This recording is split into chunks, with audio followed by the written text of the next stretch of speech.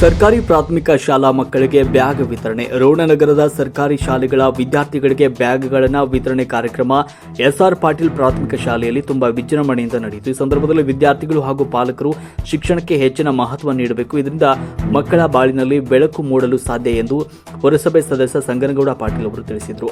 ರೋಣ ಪಟ್ಟಣದಲ್ಲಿರುವ ಸರ್ಕಾರಿ ಶಾಲೆಗಳ ವಿದ್ಯಾರ್ಥಿಗಳಿಗೆ 1000ಕ್ಕೂ ಹೆಚ್ಚು ಶಾಲಾ ಬ್ಯಾಗ್ಗಳನ್ನು ವಿತರಿಸಿ ಅವರು ಮಾತನಾಡಿದರು.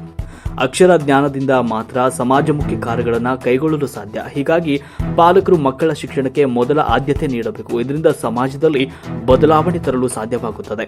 ಮುಖ್ಯವಾಗಿ ವಿದ್ಯಾರ್ಥಿಗಳು ಭವಿಷ್ಯದ ಹಿತದೃಷ್ಟಿಯಿಂದ ಸಮಯ ವ್ಯರ್ಥ ಮಾಡದೆ ಕಲಿಕೆಯತ್ತ ಮುಖ ಮಾಡಬೇಕು ಎಂದು ಕರೆ ನೀಡಿದರು.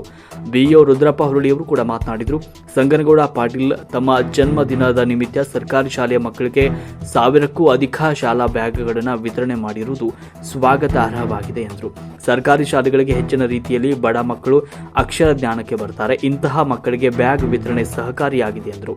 ಸಂಗು ನವಲಗುಂದ, ಆನಂದ್ ಚಂಗ್ಳಿ, ಅಪ್ಪು ಗಿರಡ್ಡಿ, ಅಬು ಹೊಸೂರು, ಯಲ್ಲಪ್ಪ ಕಿರೆಸೂರು, ಅಸ್ಲಂ ಕೊಪ್ಪಳ, ಮಲಿಕ್ ಎಲ್ಗಾರ್, ಸಲೀಮ ಕುರ್ತಕೋಟಿ, ಸೋಮು ನಾಗರಾಜ್, ಶಿವು ಹುಲ್ಲೂರ್ ಸೇರಿದಂತೆ ಶಿಕ್ಷಕರು ಹಾಗೂ ಪುರಸಭೆಯ ಸದಸ್ಯರುಗಳು ಈ ಸಂದರ್ಭದಲ್ಲಿ ಉಪಸ್ಥಿತರಿದ್ದರು. ವರದಿ ಮೀಡಿಯಾ ಹೆಡ್ ಎಸ್ಪಿ ಸಂಕನಗೌಡರ್.